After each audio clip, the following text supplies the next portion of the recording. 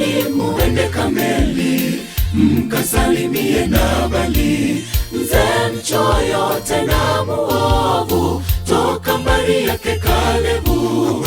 Amani ya Bwana iwe naye, amani nyumbani mwake. Japo maneno mema, salamu njema, Nabali alikaidi. Japo maneno mema, salamu njema, Nabali alikaidi. Bwana nisamehe uovu wangu, nisije anguka tena dhambini.